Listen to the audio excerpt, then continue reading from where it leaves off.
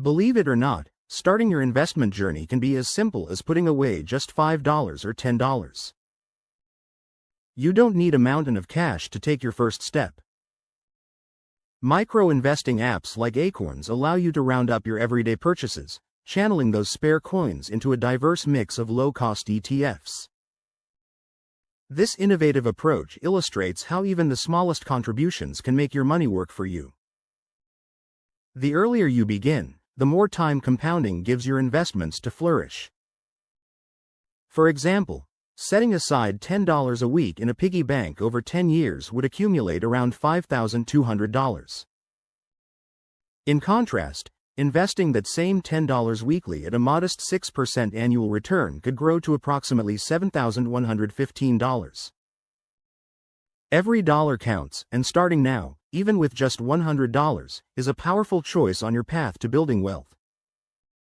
Step 1. Define your goals, budget, and savings before you embark on your investing adventure. Ensure your financial foundation is secure.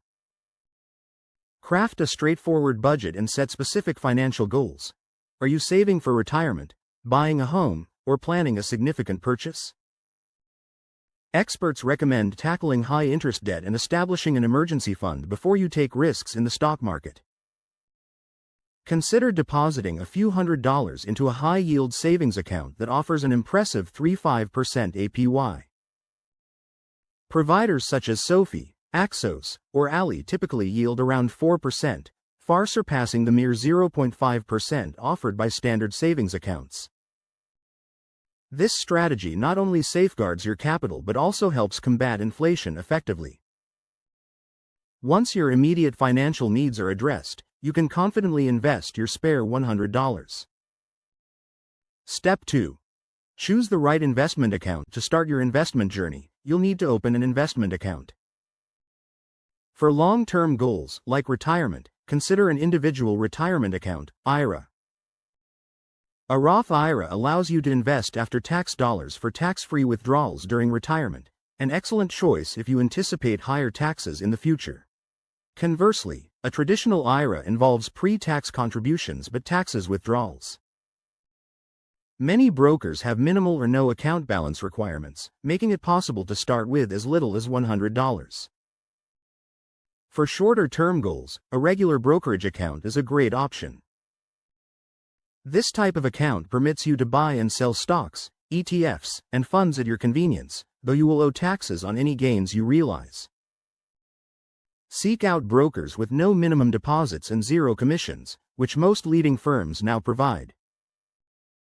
Many also support fractional share trading, allowing you to invest in a fraction of a share. For instance, if a stock costs $50 and you have only $20 to invest, fractional share features enable you to own 0.4 of that share. In a nutshell, choose an online broker or robo-advisor account that allows you to start with little money down and has no trading fees. Step 3. Diversify with index funds and ETFs.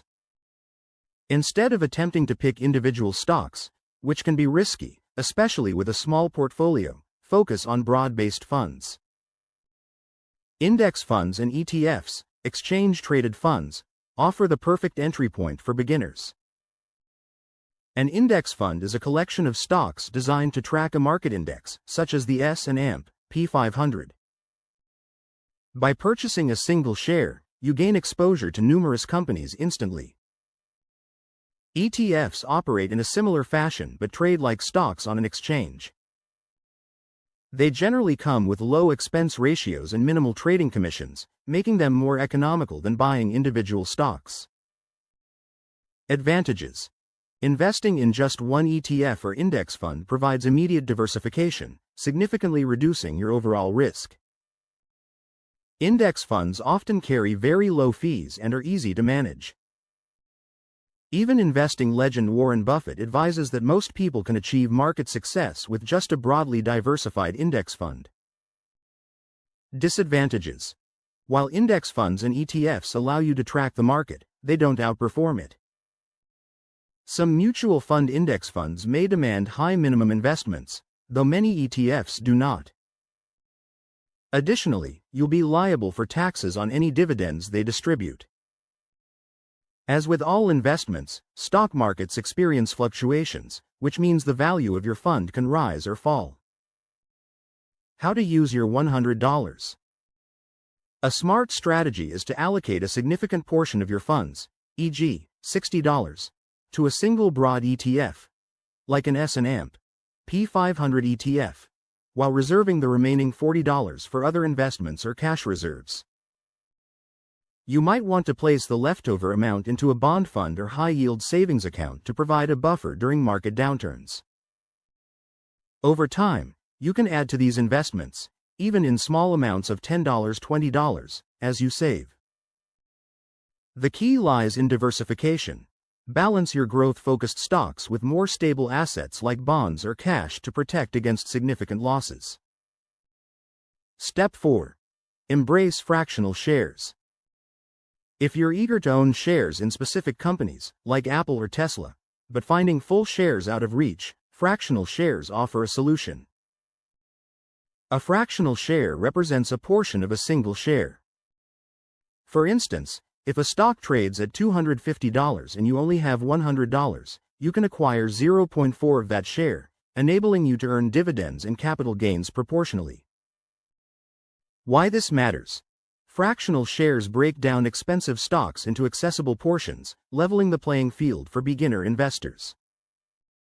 Instead of putting all your money into one $100 stock, you could diversify your investment across multiple companies. For example, investing $50 in a tech stock, $30 in a consumer goods company, and $20 in energy, all fractionally. This strategy immediately enhances your investment diversification, providing a robust foundation for growing your portfolio.